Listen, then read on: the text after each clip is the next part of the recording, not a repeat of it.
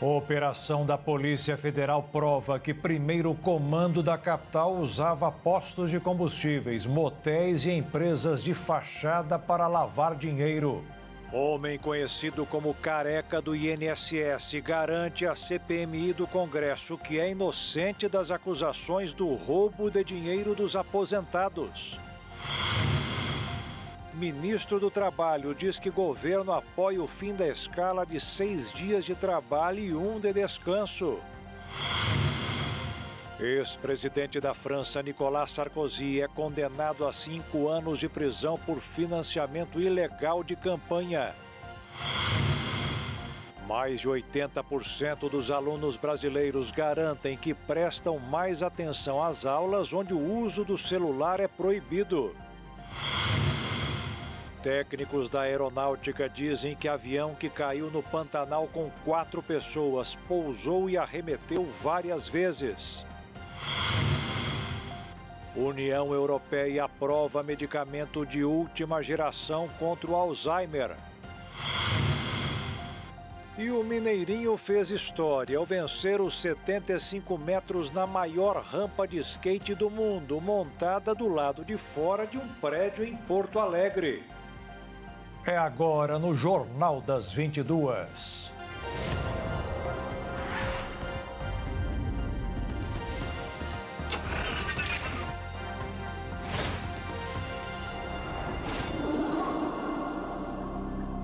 Olá, boa noite. Hoje foi um dia de tensão na CPMI que investiga os descontos sem autorização nas pensões e aposentadorias do país. Houve muito bate-boca quando o homem, conhecido como Careca do INSS, apontado como um dos principais responsáveis pelo esquema, prestou depoimento. Ele garante que não fez nada. O empresário Antônio Carlos Camilo Antunes, conhecido como Careca do INSS, prestou depoimento nesta quinta-feira à CPMI que investiga fraudes contra aposentados e pensionistas. Antunes negou envolvimento direto com os descontos indevidos em benefícios previdenciários. Disse que suas empresas prestavam serviços a associações, mas sem responsabilidade sobre a inclusão de aposentados ou a cobrança de taxas mensais. Sempre acreditei que a verdade, sustentada em fatos e documentos, seria suficiente para afastar a mentira, a inveja e a calúnia que vêm sendo disseminadas desde o início dessa investigação. Mantive em silêncio, no primeiro momento, cumprindo com rigor todas as determinações judiciais para assegurar o bom andamento das apurações.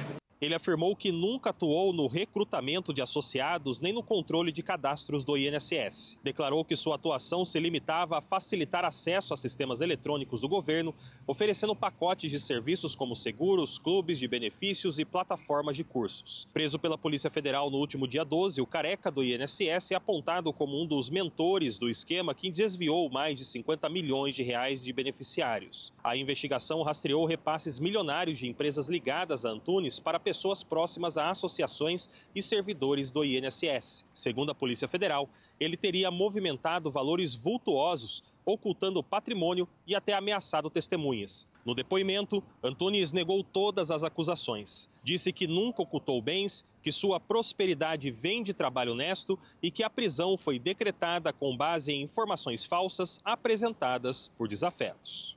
Antônio Carlos Camilo Antunes também se recusou a responder às perguntas do relator da CPMI, deputado Alfredo Gaspar. O silêncio do empresário gerou tensão e a sessão chegou a ser suspensa após bate-boca entre parlamentares e advogado. Antes de começar a responder a vossas perguntas que me forem formuladas, quero dizer a Vossa Excelência que não responderei àquelas que me forem elaboradas pelo ilustre relator. Isso porque, segundo os meus advogados, na sessão em que fora tomado o depoimento do Sr. Rubens, Sua Vossa Excelência disse, por mais de uma vez, que sou ladrão do dinheiro de aposentados, sem me dar a chance de defesa. Aqui quem preside os trabalhos sou eu. Quem está presidindo os trabalhos sou eu. Eu peço que você se acalme, você pediu a palavra e eu vou decidir. Você vai... E nenhum advogado pago com dinheiro roubado do povo brasileiro. Relator, por gentileza. Senhor advogado, por gentileza, só um instantinho. O senhor não tem pela ordem aqui. Eu vou me manifestar aqui, excelência. O senhor não tem pela ordem aqui. Só um instante, por favor. Vou, que o senhor não tem direito a pela ordem aqui. A participação de Antunes era uma das mais aguardadas da comissão. Ele foi um dos primeiros convocados e chegou a afirmar que o apelido careca do INSS não representa sua verdadeira identidade. Enquanto isso, a comissão também pretende atuar em outra frente, com a minuta de um projeto de lei apresentada pelo presidente senador Carlos Viana. A proposta amplia o poder de ação das CPMIs, permitindo instruções adicionais para aprofundar investigações. Mas a medida dividiu opiniões. Alguns parlamentares avaliam que uma proposta dessa dimensão só deveria ser apresentada ao final dos trabalhos. A Receita Federal e o Ministério Público de São Paulo desvendaram um complexo e milionário esquema de lavagem de dinheiro que operava através de mais de 60 motéis e movimentou mais de 450 milhões de reais entre 2020 e 2024. A ação, batizada de Operação Spare, revelou que os estabelecimentos registrados em nome de laranjas serviam para ocultar patrimônio de uma rede criminosa investigada na Operação Carbono Oculto, que apurou a infiltração de membros do primeiro comando da capital no setor de combustíveis. Segundo o Ministério Público de São Paulo, o chefe do grupo criminoso é Flávio Silvério Siqueira, conhecido como Flavinho, suspeito de lavar dinheiro do crime organizado por meio de poços de combustíveis. Temos feito recorrentemente ações, e vocês percebem que nós temos lá na final de linha infiltração desses grupos criminosos no transporte setor urbano. Nós tivemos a Carbono Oculto, a infiltração, a identificação da infiltração deles na parte de combustíveis, postos de gasolina. Agora, na Spare, a gente percebe também a infiltração no setor imobiliário, nas franquias comerciais, são lojas que estão abertas e nós consumimos nessas lojas, e o setor de motéis também. Ou seja, são vários setores onde a infiltração do crime organizado tem provocado prejuízos à economia nacional. De acordo com a promotoria, outro alvo da operação, Maurício Soares de Oliveira, é proprietário de uma rede de lojas de O Boticário, objetos de diversas comunicações do Conselho de Controle de Atividades Financeiras. Segundo o Ministério Público, as lojas tinham contas bancárias com 100% dos recursos oriundos de depósitos em espécie, mecanismo conhecido das autoridades para lavagem de dinheiro. O que a investigação já apontava e hoje praticamente confirmou até onde eu tomei conhecimento por conta das buscas, é que são empresas de intermediação, na verdade, são empresas de fachada que eram usadas para movimentar dinheiro, movimentaram nas contas bancárias vários milhões, só que nunca existiram de fato. Inclusive, hoje, a parte das buscas foi na suposta sede dessas empresas, que não foram encontradas, e na residência dos sócios dessas empresas, que alguns deles, inclusive, hoje mesmo já admitiram que só cederam o nome, que nunca foram sócios de nada. Segundo a Receita Federal, foram identificados ao menos 21 CNPJs ligados a 98 estabelecimentos relacionados à franquia de lojas, todos em nome de alvos da operação, que movimentaram cerca de 1 bilhão entre 2020 e 2024, mas emitiram apenas 550 milhões de reais em notas fiscais. De acordo com o Ministério Público, no caso dos motéis, a maioria deles estava em nome de laranjas, pessoas que não são efetivamente donas das empresas, apenas emprestam seu nome para figurar nos registros, mas quem operava era o grupo criminoso. Os mais de 60 motéis identificados movimentaram em torno de 450 milhões de reais entre 2020 e 2024 e distribuíram 45 milhões de reais em lucros e dividendos. No setor imobiliário, uma das incorporadoras comprou um imóvel de 1 milhão e 800 mil reais em 2021 e de 5 milhões de reais em 2023. O Ministério Público do Estado de São Paulo e da Receita Federal anunciaram que as duas operações recentes, Carbono Oculto e a Spare, bloquearam 7 bilhões e 600 milhões de reais em bens de 55 investigados. Segundo o subsecretário adjunto da Fazenda, as ações buscam multar os criminosos para compensar o dinheiro desviado do Estado. Em nota, o Grupo Boticário informou que não tinha conhecimento e tampouco tem responsabilidade sobre as ações ilícitas denunciadas, que incluem as acusações referentes a Maurício Soares de Oliveira, sócio de uma empresa com franquias. A empresa informou também que está à disposição das autoridades. O ministro da Fazenda, Fernando Haddad, afirmou que a Receita Federal terá uma delegacia com foco no combate ao crime organizado. Já é a quarta operação que a Receita faz no âmbito dessa grande estruturação desse departamento. Aliás, nós tomamos uma decisão de transformar numa delegacia da Receita Federal, que vai ter, portanto, um pessoal dedicado ao aprofundamento de investigações dessa natureza. Uma delegacia de combate? Uma delegacia aqui, no âmbito da Receita Federal. Haddad explicou que a baixíssima arrecadação dessa montanha de recursos acendeu o sinal de alerta na Receita Federal.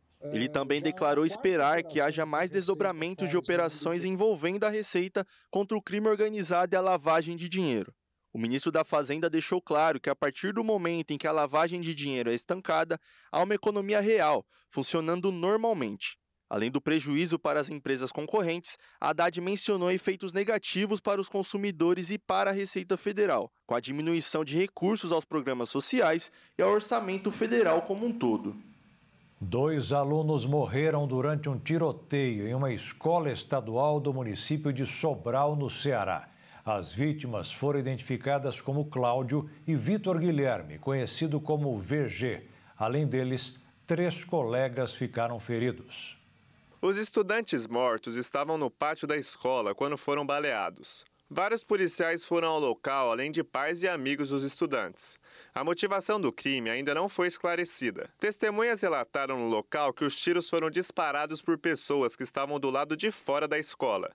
Os tiros ocorreram durante o intervalo das aulas, quando muitos estudantes estavam no pátio e corredores da escola.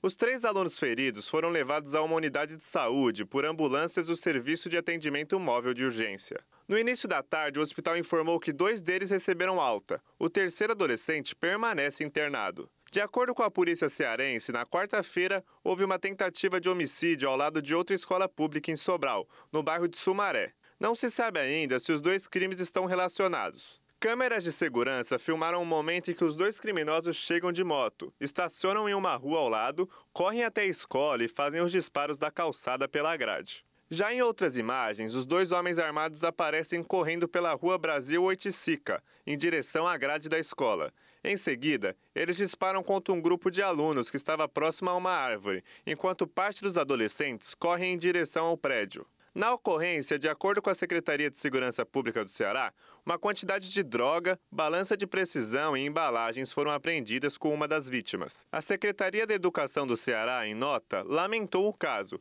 e suspendeu as aulas na unidade na sexta-feira. Já a Prefeitura de Sobral afirmou que utiliza a Guarda Municipal no entorno da escola para reforçar a segurança e vai fornecer apoio integral às famílias atingidas. E a seguir, ministro do Trabalho Rogério Marinho diz que governo apoia o fim da escala de 6 dias de trabalho e 1 de descanso. E o ex-presidente da França, Nicolas Sarkozy, é condenado a 5 anos de prisão por financiamento ilegal de campanha.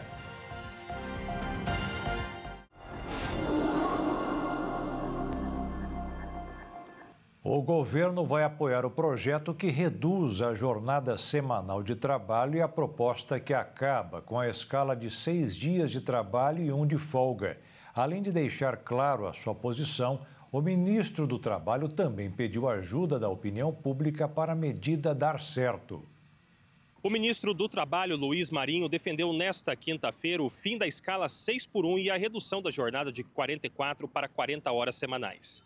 Em entrevista ao programa Bom Dia Ministro, Marinho afirmou que a mudança só será possível se houver pressão popular sobre o Congresso Nacional. Para ele, sem mobilização, o tema dificilmente avança. Observa corretamente e a necessidade, ao meu ver, de a manutenção da mobilização.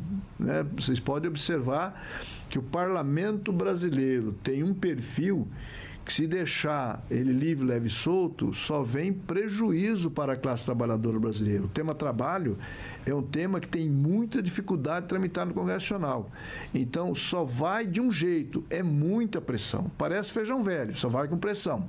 O debate sobre a escala ganhou força em fevereiro, quando a deputada Érica Hilton, do PSOL de São Paulo, apresentou uma proposta de emenda à Constituição. O texto sugere jornada máxima de 36 horas por semana, distribuídas em 4 dias, o que na prática extinguiria a escala 6x1, que prevê 6 dias de trabalho para apenas 1 de descanso. O ministro afirmou que a proposta tem apoio do governo, mas reforçou que a aprovação vai depender de mobilizações sociais semelhantes às que pressionaram pelo arquivamento da PEC da blindagem, que foi sepultada no Senado nesta semana após protestos de rua. Pesquisas recentes indicam, porém, forte resistência entre os parlamentares. Levantamento da Quest mostrou que 70% dos deputados federais são contrários ao fim da escala 6x1, considerada por empregadores mais flexível para setores como comércio, indústria e serviços essenciais. Para Marinho, a correlação de forças no Congresso deve ser observada pelos eleitores no próximo pleito.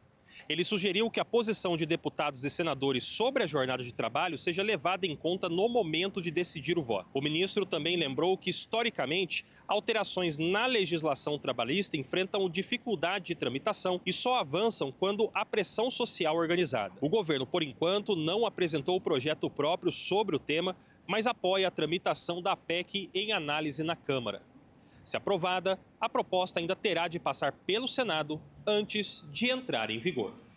O presidente dos Estados Unidos, Donald Trump, assinou hoje um decreto para permitir a venda da chinesa TikTok para uma empresa americana. A medida é justificada, segundo Trump, pelo risco de serem coletados dados e de espionagem dos cidadãos. A dona da plataforma nega as acusações. Donald Trump disse que o presidente Xi Jinping já ficou sabendo e aprovou a eventual negociação. Nem o governo chinês, nem o TikTok comentaram o assunto. A economia dos Estados Unidos cresceu 3,8% no segundo trimestre. A alta do PIB foi acima do esperado pelos economistas. O que para muitos é uma boa notícia, não é encarado da mesma maneira pelo mercado financeiro, que passou a desacreditar em novas quedas na taxa de juros este ano na principal economia do mundo.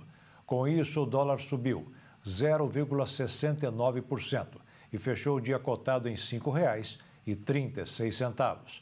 E a Bolsa de Valores de São Paulo recuou 0,81%, aos 145.306 pontos.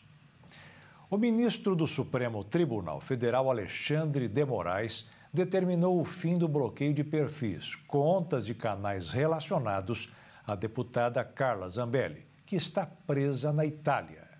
De acordo com Moraes, no momento que o processo se encontra, não há necessidade de manter os bloqueios das redes sociais, e sim excluir as postagens que a Constituição julga ilícitas. Apesar da liberação, o ministro estabeleceu uma multa de R$20 mil caso a deputada volte a publicar conteúdos com discursos de ódio ou atentando contra as instituições governamentais e o Estado Democrático de Direito. A parlamentar está presa na Itália desde julho e responde ao processo de extradição para o Brasil. Ontem, diretamente da prisão, ela depôs por videoconferência na Comissão de Constituição e Justiça da Câmara.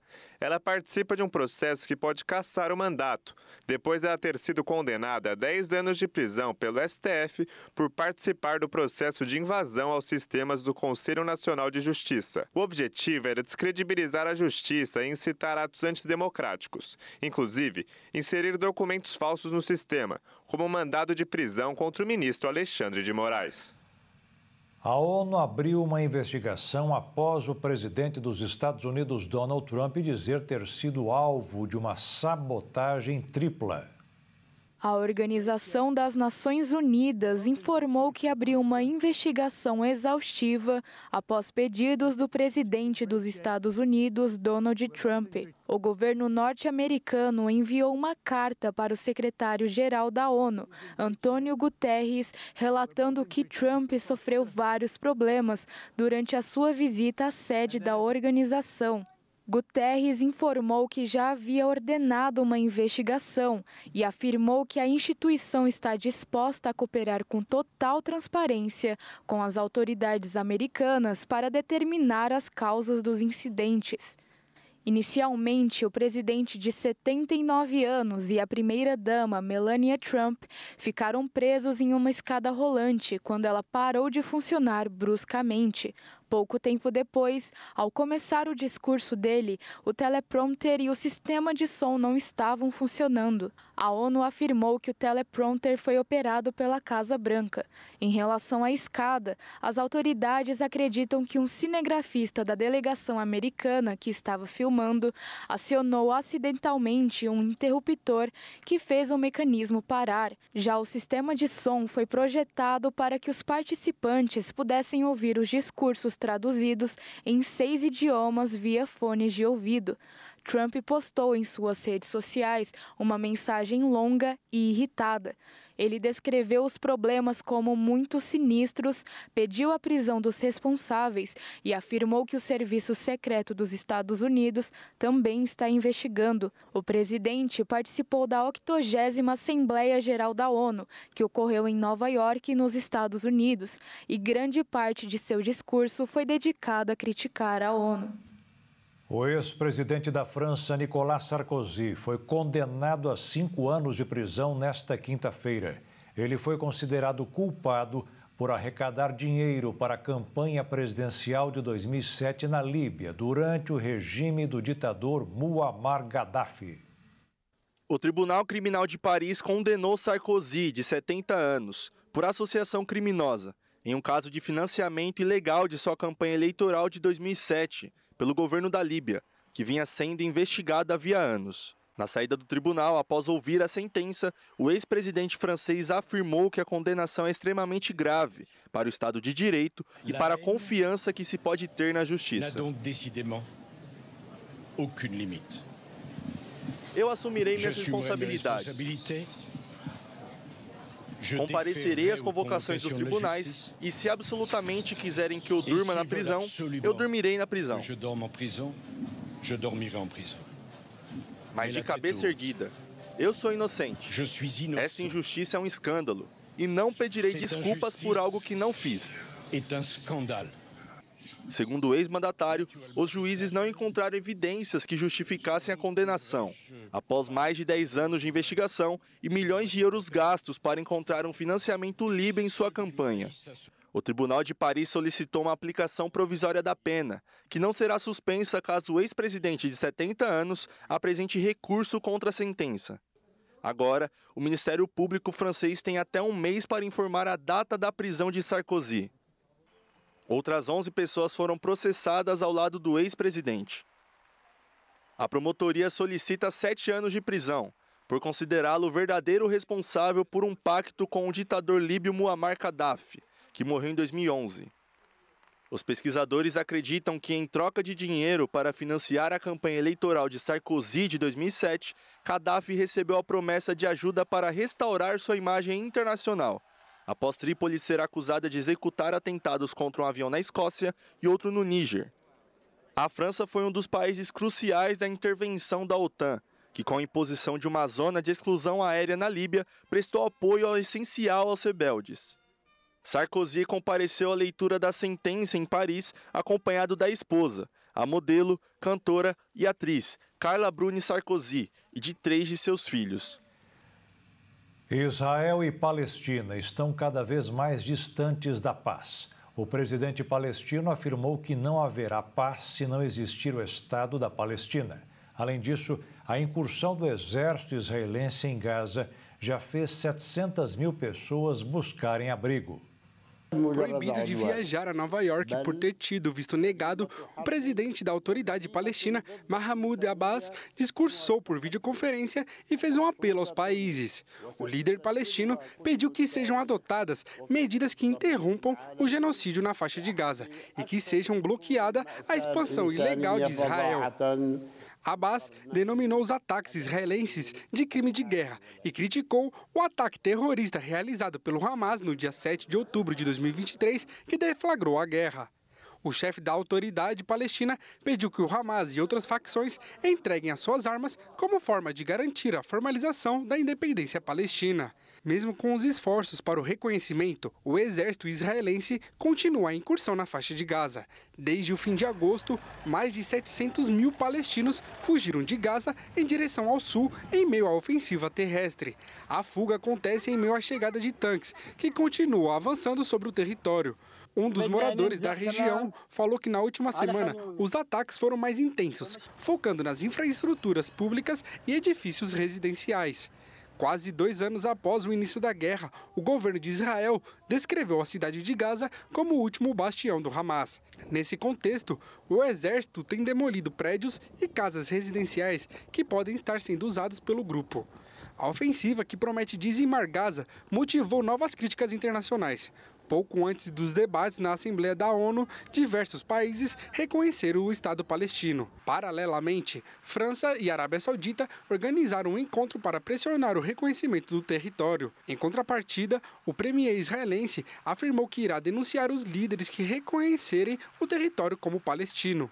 Inclusive, ele destacou que fará denúncias. Recentemente, o líder de Israel quase sofreu um atentado. A polícia disse que pouco antes do Ano Novo Judaico, um homem invadiu a delegacia local dizendo que mataria o premier. Mas logo foi contido pelos policiais. Mesmo com a perda de apoio popular desde a incursão, a campanha de Israel já matou mais de 65 mil palestinos, a maioria civis. Os números não param de subir, segundo o ex-comandante do exército israelense, que afirmou que o total de óbitos ou feridos ultrapassa os 200 mil. E veja a seguir, técnicos da aeronáutica dizem que avião que caiu no Pantanal com 4 pessoas pousou e arremeteu várias vezes. Alunos brasileiros garantem que prestam mais atenção às aulas, onde o uso do celular é proibido.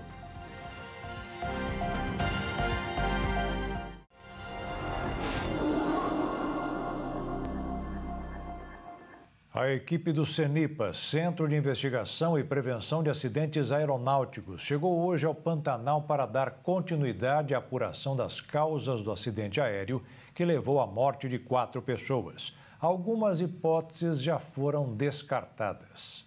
O grupo estava no Pantanal para produzir um documentário quando a aeronave em que eles estavam teria perdido altitude e explodido ao cair no solo na terça-feira, cerca de 100 metros da cabeceira da pista de pouso, que fica na fazenda Barra Mansa, uma área turística que recebe visitantes de todo o Brasil e do exterior, na cidade de Aquidauana. Testemunhas relataram à polícia que o avião passou o dia sobrevoando a região pantaneira com vários pousos e decolagens. Elas ainda chegaram a ver o avião tentar pousar, arremeter e desaparecer. Depois disso, avistaram uma fumaça e encontraram a aeronave caída. A hipótese de que uma manada de porcos do mato teria invadido a pista já foi descartada pelas investigações, assim como as condições meteorológicas, porque estavam favoráveis.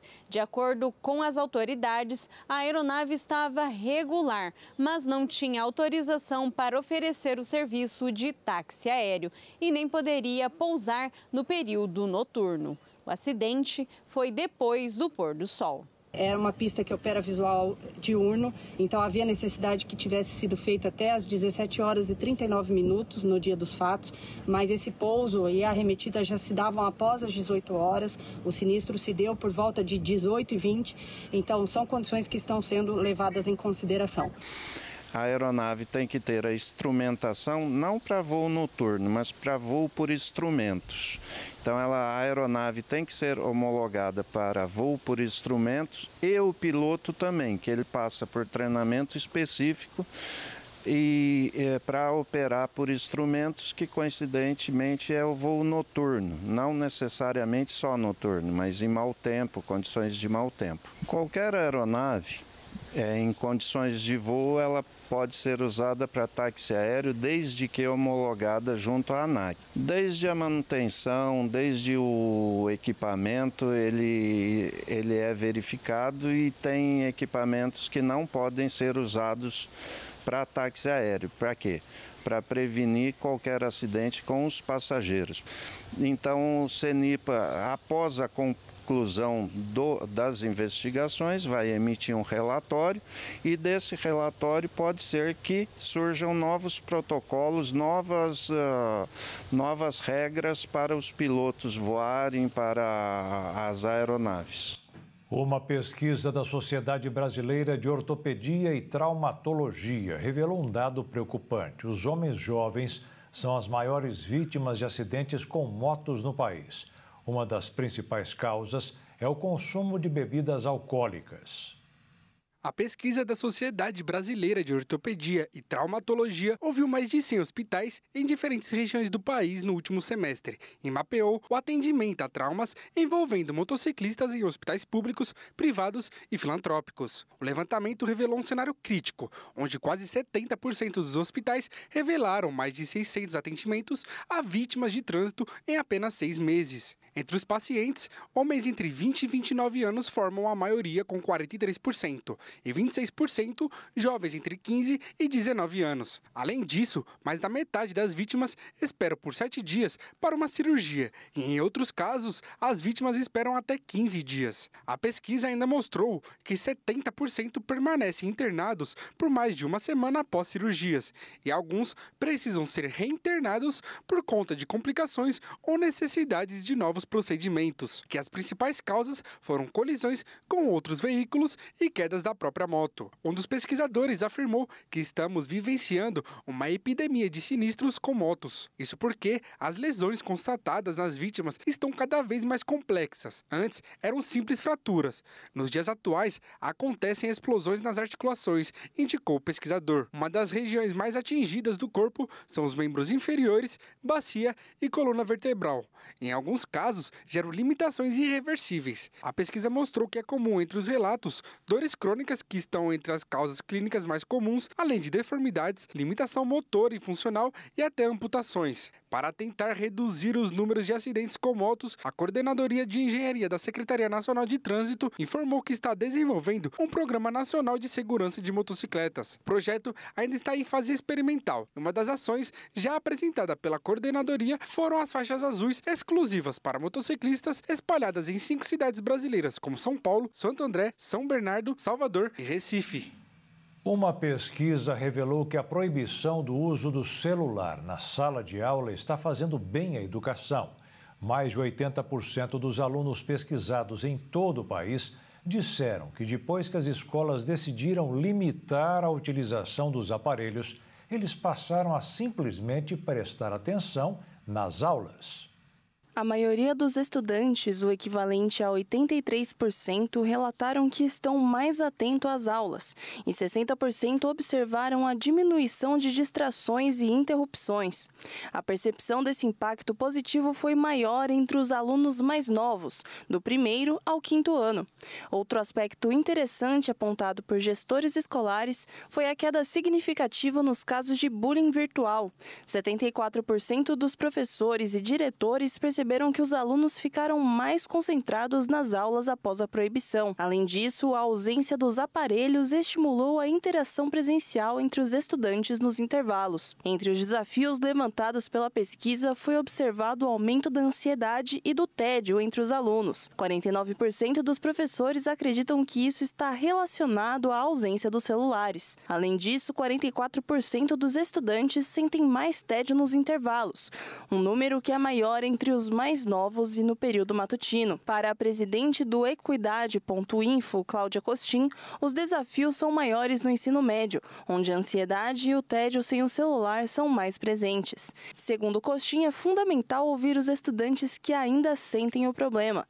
Apesar de a restrição ter sido positiva, sozinha ela não é suficiente. As escolas precisam desenvolver alternativas de interação e estratégias específicas para lidar com os desafios de cada faixa etária.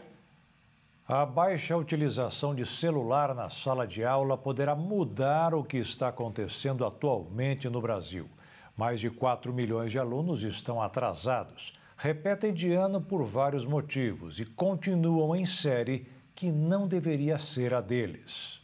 Um levantamento do Unicef, com base em dados do Censo Escolar de 2024, aponta que cerca de 4,2 milhões de estudantes da educação básica no Brasil estão com 2 ou mais anos de atraso em relação à série que deveriam cursar. Esse número equivale a aproximadamente 12,5% do total de mais de 33 milhões de alunos da rede pública. Embora a taxa de distorção idade-série tenha registrado uma leve queda em comparação a 2023, 2016, quando era de 13,4%, o problema ainda se mantém em níveis elevados. A defasagem é mais acentuada nos anos finais do ensino fundamental, entre o 6º e o 9º ano, que concentram 1,8 milhão de estudantes em atraso. Nos anos iniciais do fundamental, já são pouco mais de 1 milhão de crianças enfrentando essa dificuldade, enquanto no ensino médio o número chega a 1,38 milhão de adolescentes. Os especialistas alertam que esses dados revelam como as lacunas no aprendizado começam cedo e se agravam ao longo da trajetória escolar.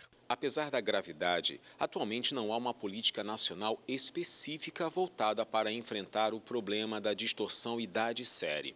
No governo Lula, as principais iniciativas educacionais têm se concentrado em 3 frentes: a alfabetização, que busca garantir avanços nos anos iniciais, a reformulação do currículo do ensino médio e o programa Pé de Meia, que prevê bolsas e poupança para alunos dessa etapa. A ausência de medidas mais direcionadas preocupa entidades ligadas à educação. Outro ponto ressaltado pelo estudo é a influência das desigualdades sociais, raciais e de gênero sobre os índices de atraso escolar. Entre estudantes negros, a taxa de distorção chega a 15%, quase o dobro da registrada entre brancos, que é de 8%. Além disso, o problema atinge mais meninos que meninas, 14,6% contra 10,3%.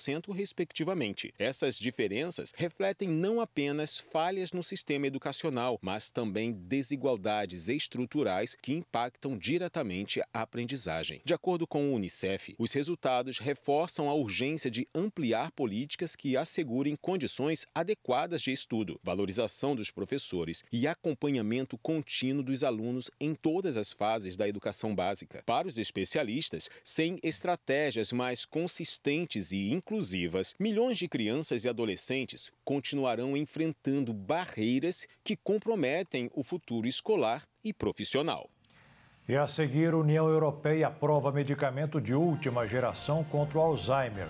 E o mineirinho fez história ao vencer os 75 metros na maior rampa de skate do mundo, montada do lado de fora de um prédio em Porto Alegre.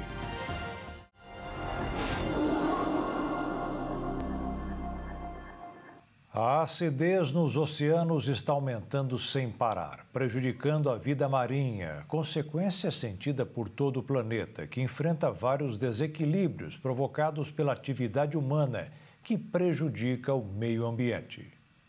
Um relatório recente do Instituto Potsdam de Pesquisa do Impacto Climático revelou que o planeta já ultrapassou 7 dos 9 limites considerados essenciais para garantir as condições de vida na Terra.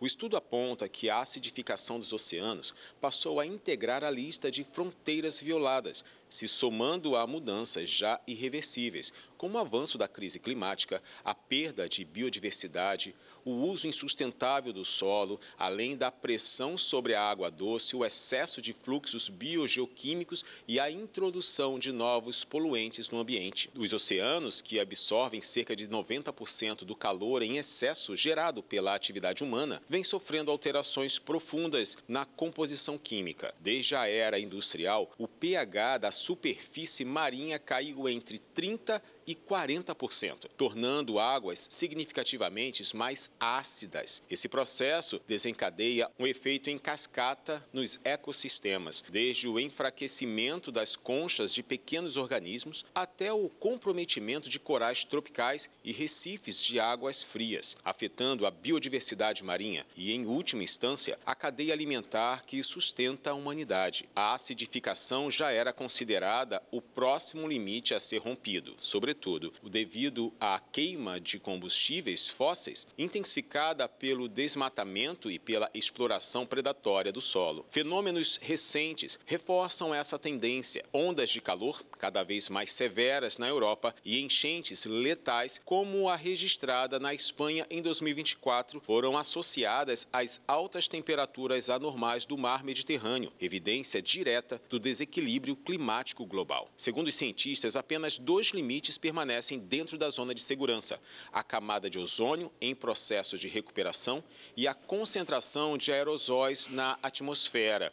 O relatório reforça que, sem ações urgentes e coordenadas para reduzir as emissões de carbono e proteger os ecossistemas, a capacidade da Terra de sustentar a vida humana e não humana seguirá comprometida de forma cada vez mais acelerada.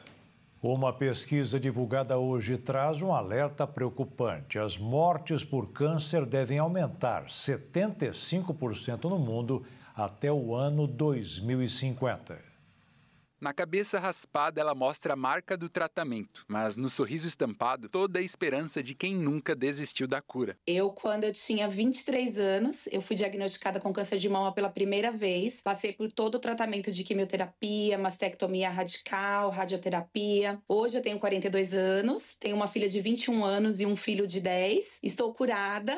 E criei o Instituto Olhar Rosa, que é para levar informação aonde não chega, para as mulheres de baixa renda, em vulnerabilidade, para que os cânceres de mama não cheguem tão avançado aos hospitais como estão chegando. Fabiana lutou contra o câncer por 2 vezes. E na sua família, mãe e irmã também tiveram que enfrentar o mesmo adversário. E assim como essas mulheres, não só no Brasil, mas em todo o mundo, a cada ano milhões e milhões de pessoas recebem o diagnóstico do câncer. Só nos últimos 30 anos, a incidência de câncer apresentou uma escalada global, fechando o ano de 2023 com 18 milhões e 500 mil novos casos, mais do que o dobro em comparação com 1990. E de acordo com a revista científica inglesa The Lancet, os números ainda vão piorar. Isso porque, segundo o estudo, até o ano de 2050, o mundo deve registrar 30 milhões de novos casos de câncer e as mortes pela doença devem aumentar 75%. Para o médico oncologista Fernando de Moura, esses números devem ser encarados com seriedade, mas não como uma sentença. Eu acho que a gente deve observar com cautela esses dados. Pesquisas como essa, elas devem ser encaradas como um alerta, obviamente, mas não como um alarme, ou seja,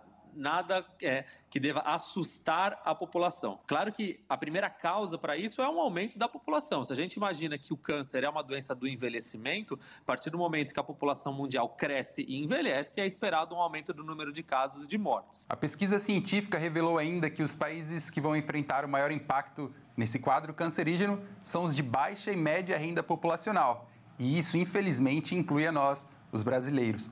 A realidade do Brasil, se comparada a países mais desenvolvidos, mostra que é preciso investir em políticas em saúde. Ela deve ser algo que nos deve guiar, principalmente para políticas públicas dentro dos próximos 25 anos. Então a gente deve encarar esse dado como um alerta, a gente deve utilizá-lo para guiar políticas públicas, para focar naquelas doenças que são os fatores que a gente fala modificáveis, mas de forma alguma esse dado deve ser encarado para assustar a população. A pesquisa pontuou também que mais de 40% dos óbitos pela doença no mundo estão relacionados ao estilo de vida, ou seja, hábitos que podem ser modificados, deixando no ar uma ponta de esperança. Então, prevenção e cuidado na alimentação, unidos a uma rotina longe do sedentarismo, pode ser o melhor caminho para um futuro que foi vendido como triste, mas que tem tudo para ser feliz.